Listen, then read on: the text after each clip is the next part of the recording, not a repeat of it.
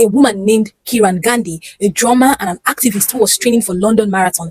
The night before her race, she got her period, something that was very, very natural. And then she had two options. It's either she deals with the discomfort of running a marathon with a tampon or a pad, or run without one. And guess what? She chose the later. Hey everyone, welcome and welcome back to my channel. You've probably seen women online talking about free bleeding, no pad, no tampons, just letting it all flow. Some might call it empowering, while others might call it disgusting. But what if there is more to this story? A story about money, health, and how society treats women's body? Or do you think this free bleeding is just another social media rave that would come and go in its due time? Happy to Bleed is a campaign that started in India in 2015, and it was created to protest menstrual taboos and commodification of menstrual health. And do you also know that in America, the free bleeding movement started as a reaction to the tampon tax, a way of saying if the society won't support our basic needs, we will stop hiding our reality. And also in some part of Nepal, women are still banned during menstruation because cultural norms consider them impure. The 16-year-old Nepalese girl died after she was banished to a shed because she was on her period.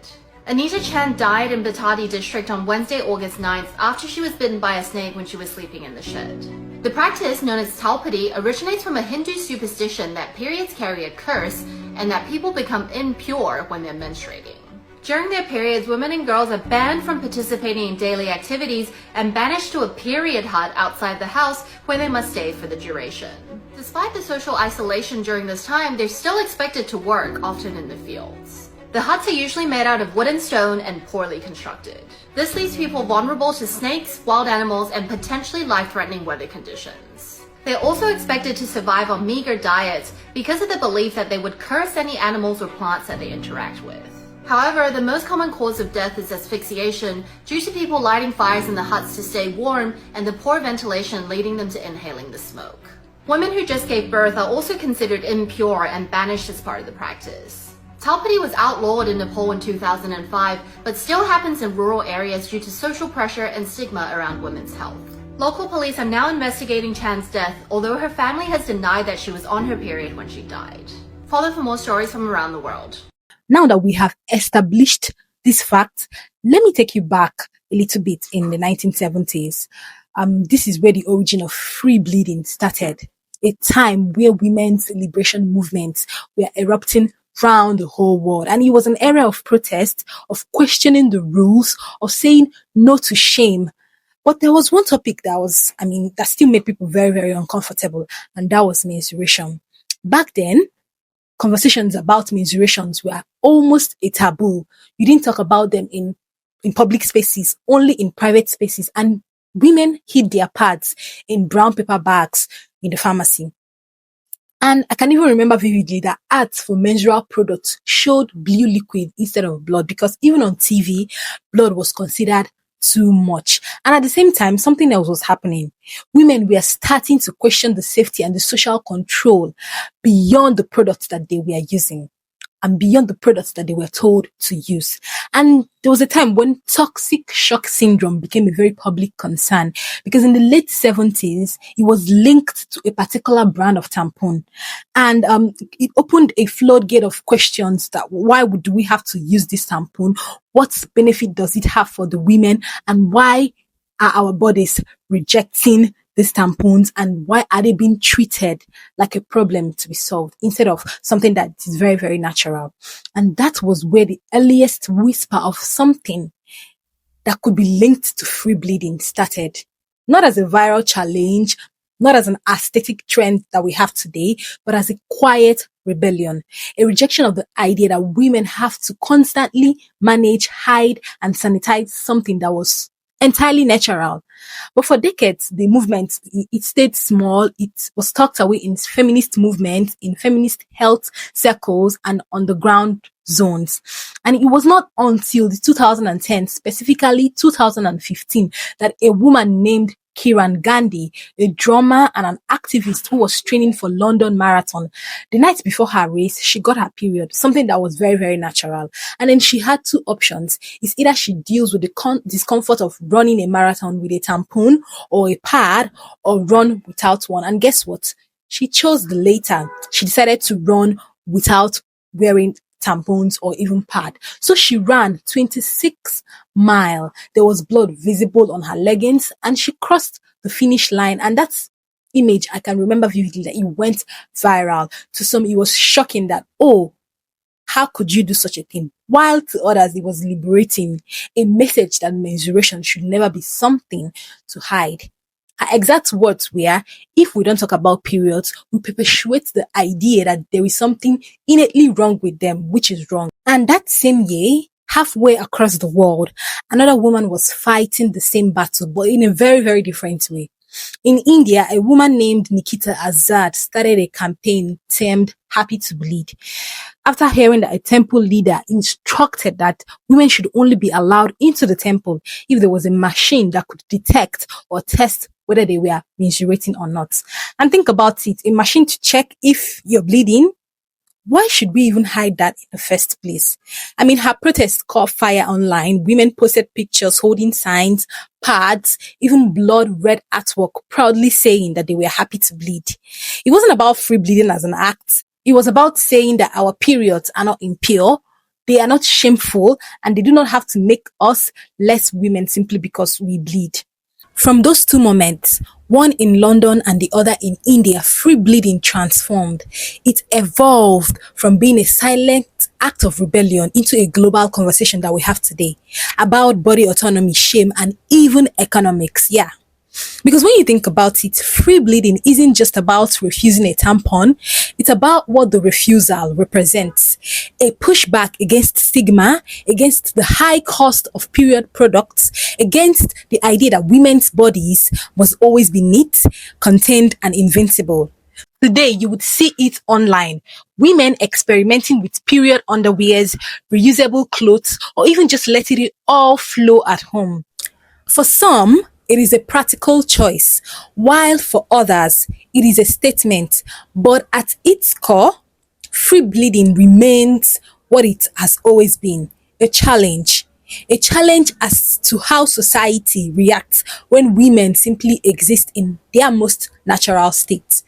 Now, let's fast forward to the 2020s, the age of algorithms, virality, and the influencer culture. Somewhere along the way, free bleeding found its way to TikTok and Instagram, and suddenly, what started decades as a protest, as a movement, began trending as a visual statement. You would scroll on Instagram, you scroll on TikTok, and you would see short clips of influencers talking about honoring their body's natural rhythm, or creators sitting calmly in blood-stained yoga pants, saying things like, this is what womanhood looks like, unfiltered. A source of love, created by divine to shed light on everything I touch.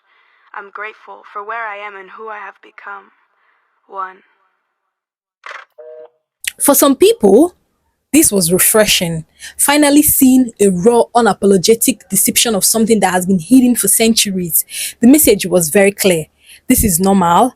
This is real. But for others, it felt disgusting. Like something that was almost staged. Like something that was once rooted in rebellion and discomfort has turned into an aesthetic. This is another school of thought from some other people. And I think it raises the question, is it still activism if it's more about likes than it is about liberation? Think about it.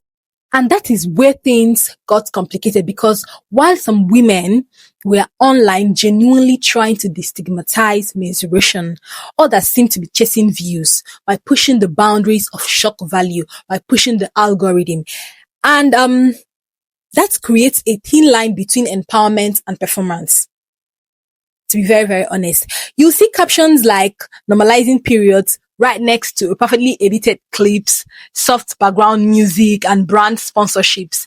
It's activism at this point, if you ask me. So for now, the free bleeding movement exists in two worlds: One rooted in protest and the other shaped by algorithms and attention.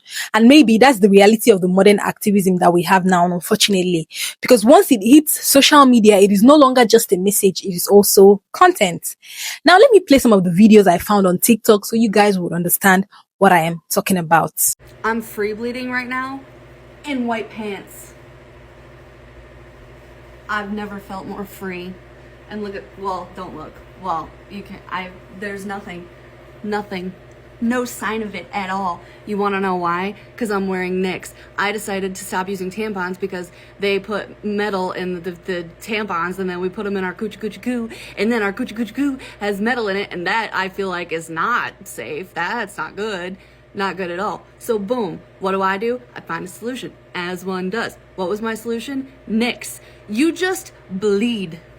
You just put on the underwear and you bleed. You free bleed. And I, like, okay, obviously I'd heard about it before, but I was like, no, I'm not gonna do it because, like, how does it not smell? That was my main thing. I'm like, okay, it, like, I've worn pads, you know what I mean? Like, there's a smell. There just is. That's just the way periods are, okay?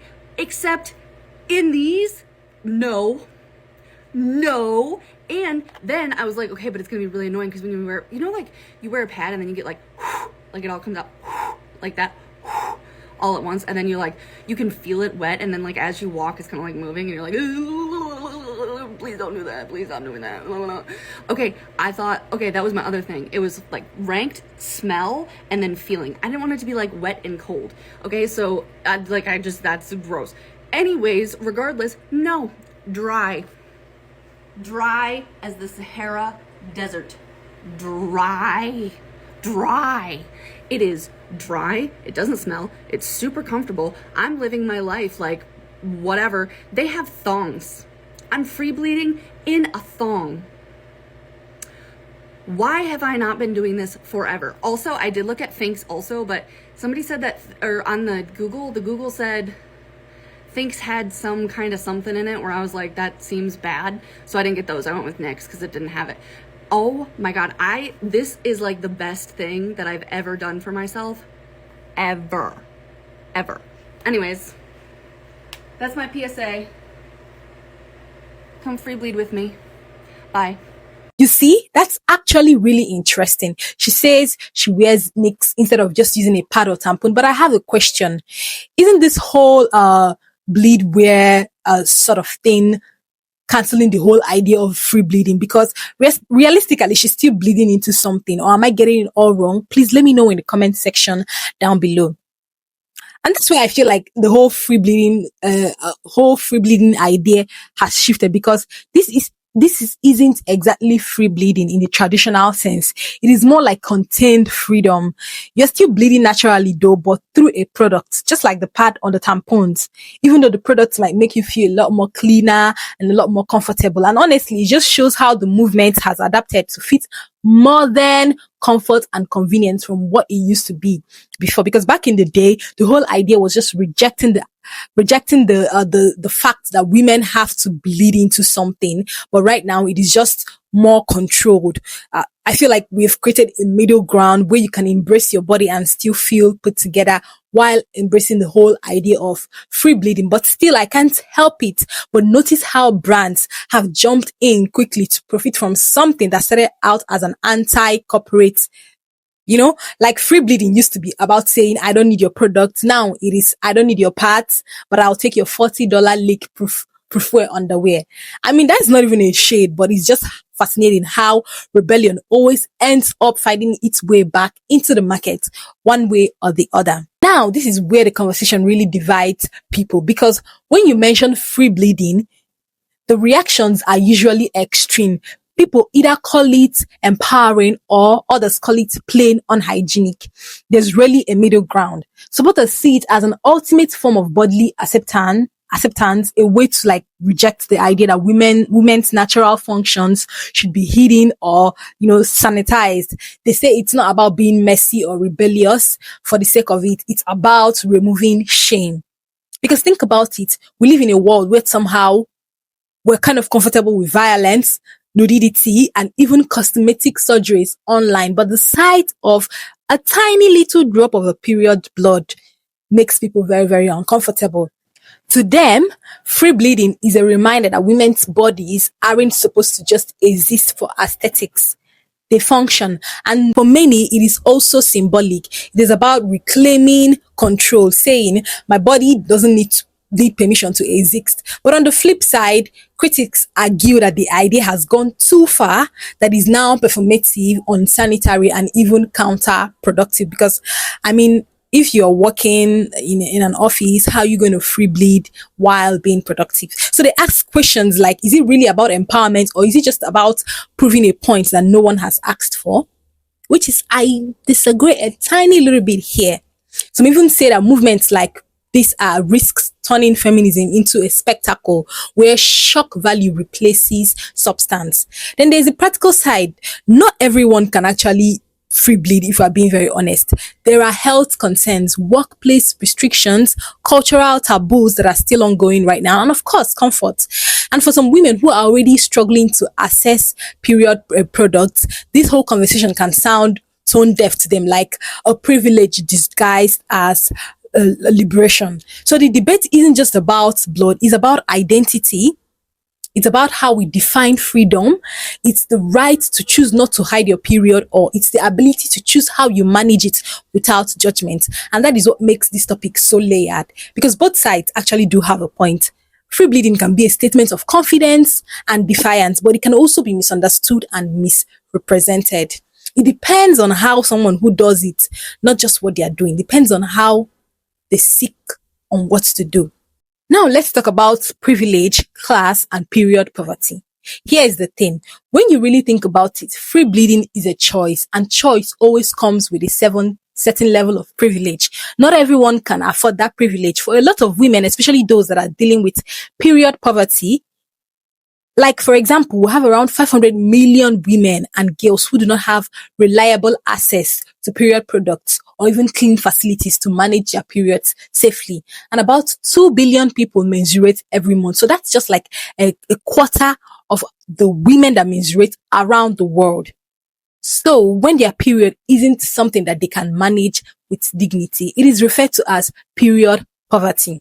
This conversation isn't just about embracing their natural flow. It is about survival. In most cases, for some women around the world, millions of women and girls still struggle to afford basic menstrual products. In countries like the US and the UK, it has been estimated that 1 out of 10 girls have missed school because they couldn't afford period products, aka pads or tampons. And in third world countries, it is even far worse. So when someone online says that they are choosing to free bleed, it is not the same as someone who has no choice but to. And when there is this movement, it kind of feels disconnected from real world realities. And it also shows that there's a kind of class divide when it comes to feminism. The version of liberation that looks beautiful on Instagram isn't always accessible to like the average woman who is working a 9 to 5, wearing a uniform, or commuting on public transport. She doesn't have that kind of luxury of making a political statement with her period, like, oh, I have to free bleed because I want to, make a point. No. And that's not to dismiss the movement. That's not what I am doing. It's just to say that the empowerment means different things for different people, depending on where you are coming from and where you stand in society. For some, it's the freedom to just bleed openly. For others, it's simply not being able to afford a box of tampons. And this is a reminder that even with feminism, not every act of rebellion translates equally across class and circumstances. This is a city girl's guide to free bleeding. The good news is, all you need is yourself, a maxi dress, and a space of grass or earth that you really desire to sit and bleed on. Scope out a semi-private place that you would like to free bleed on the earth. Then, make sure no one's looking directly at you during this moment. Inconspicuously ditch your period panties or underwear. The maxi dress here is key so that you don't flash anybody. Next, situate yourself on the ground with your yoni touching the earth, and situate your skirt around you so that once again you are covered and in privacy. Then, just be. If you're a woman that is bleeding every month, then this is for you. So what many don't know is that when we bleed, the energy flow is downward, because when we bleed, we're releasing, we're letting go, we're shedding the linen of our uterus, and the movement is downward. So when we use tampons, when we use moon cups, this interrupts the natural downward movement of the energy that we want to let go of. So if we are inserting anything into our vagina, we are interrupting that natural process of letting go. So if you want to support that process of letting go and shedding, because it's a beautiful one, then I highly recommend to just free bleed. Free bleed onto the earth, use reusable pads, just allow that flow of energy to go, because everything that we're not letting go of during our menstruation will follow us into the next cycle. And this is also why it's so important to make that space for yourself when you're bleeding, because you want to let that shit go and you don't want to carry old stuff into a new cycle. Our monthly bleed is like a reset button, and if we don't take proper time and proper care of our bodies, that reset button doesn't properly function, and we carry old stuff with us, and we notice it in form of the emotions that we feel in the upcoming cycle, and how we have maybe lower energy levels, or we feel a bit more angry or more sad or just more overly emotional, just unbalanced in our emotions. Try to free bleed. I know there's a lot of shame around it, but it is about your body. It's about you letting go. Nobody should care about what you do with your body. If it feels good for you, do it. Okay, so I have used practically every single period product you can use. You know, tampons, pads, period underwear, menstrual cups, menstrual discs. I've used it all. And not only are tampons and pads not sustainable, they are super expensive and they have bad stuff in them. They have chemicals and toxins, bleach, weird stuff that should not be on your yoni. Okay? Your yoni should be clean.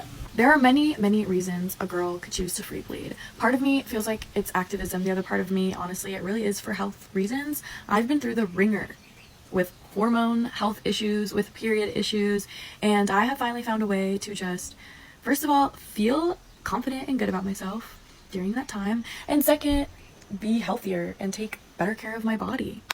This last period lasted 4 days, and honestly, it was a light to medium flow.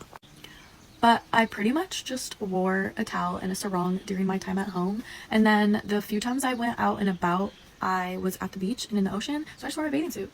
And, you know, it was totally fine. One of my favorite things about free bleeding is the more you free bleed, the less your flow flows. And the more you free bleed, your body actually gets used to it. And you start to get more in tune with when your uterus actually like physically sheds the blood. It's not a constant thing. You're not constantly shedding. There's times throughout the day where you're shedding and you can like feel it and understand it more. It's very interesting. Now, let us talk about the part that makes people the most uncomfortable. Hygiene. Because for every person who calls free bleeding empowering, there's another person that calls it unsanitary and even irresponsible. And to be fair, hygiene is a legitimate concern when it regards to free bleeding, but it's not as simple as people make it to sound. Let us start with science. Medically, there is nothing inherently dangerous about letting menstrual flow blood go naturally as long as they maintain the basic hygiene. Period blood isn't dirty. It is kind of a mix of blood, uterine tissue, and mucus. It is not toxic or contagious, but what makes it risky is that when it stays in the skin for a very long time without washing, it can lead to irritation, odor, or infections like bacterial vaginosis. I don't like to be judgmental, but if you free bleed, don't come up on here and tell us shit about it. I don't want to talk about the fact that the middle of all your shorts stink and smell like battery acid. No, let's not address that. Let's not address the fact that all your couches smell like cat litter and fucking ass. Like, bro. Like, the most disgusting thing I could think of. There's a block button for people like that. Block my page. Get off my page. Don't come on my page. My page is not for you. This is my page. I don't condone that on my page. But here is where it gets interesting. The products people use to avoid free bleeding can also come with their own health risks.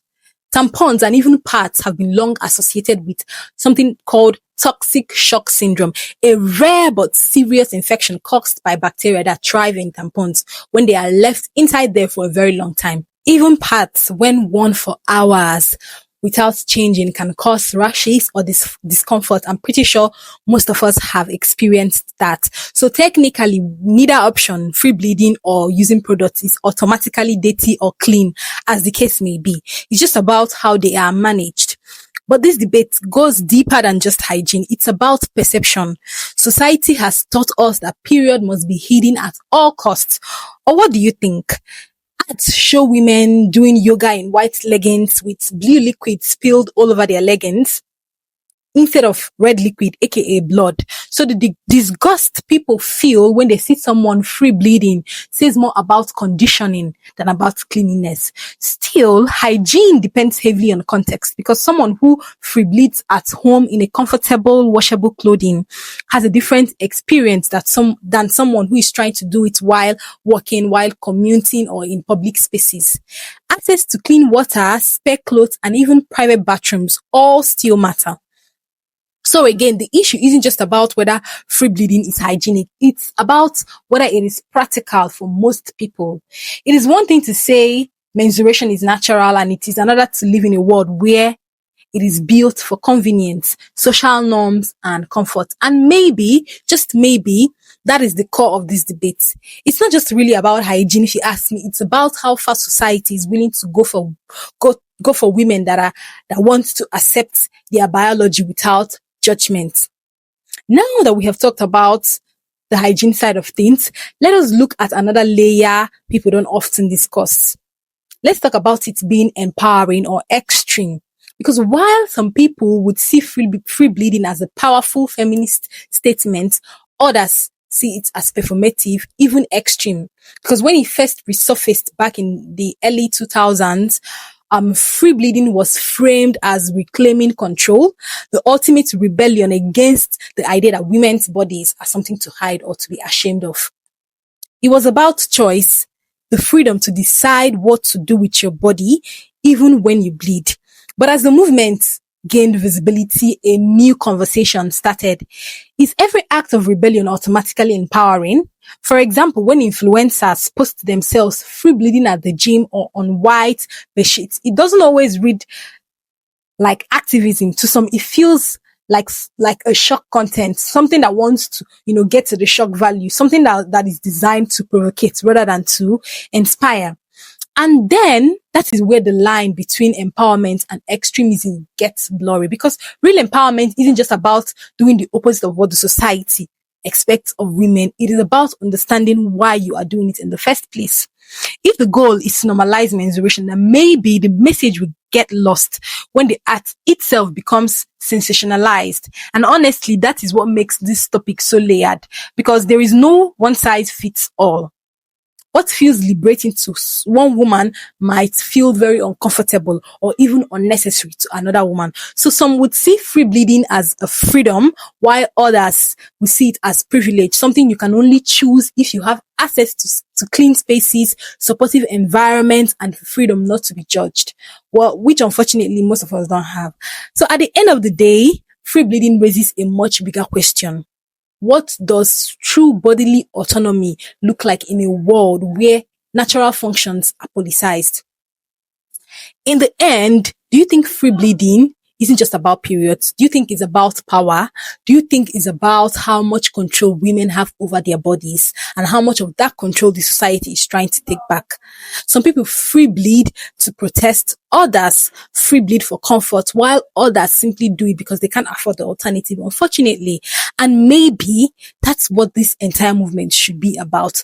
Not just a fight for bodily autonomy, but a mirror showing how differently women live around the world. I'm not saying bodily autonomy shouldn't be included, because women should have rights over their own body, but also to show how things are different for different women in different parts of the world. Because for every influencer who chooses to free bleed in a safe, air-conditioned, well-managed apartment, there is another woman somewhere who would give anything, just about anything, to afford a pack of pads or tampons. So whether you agree with it or not, the conversation itself matters, because it forces the society to confront something that has been spent decades on trying to hide. Menstruation isn't a scandal, it's biology, and maybe true empowerment isn't found in how we bleed, but in the freedom to choose without shame, judgment, or restrictions. And at its core, free bleeding also asks the question that goes far beyond feminism. When will women be allowed to exist in their most natural human form without having to explain to anybody? And maybe that's the real takeaway, that something as simple as a period can start a global conversation about shame, power, privilege, and autonomy. it's not just about telling women how to bleed, but about asking why the world still needs an explanation every time we do it. If you've watched this far, I'd really love to hear what you think. Do you see free bleeding as an empowerment or as something that has lost its meaning in social media age? Let's talk in the comment section down below. And if you found this conversation interesting, please do not forget to like, comment, subscribe, and share if you care, because the more we talk about this, the less taboo it becomes. Anyways, thank you so much for watching. I really appreciate it. I'll see you next time, and bye.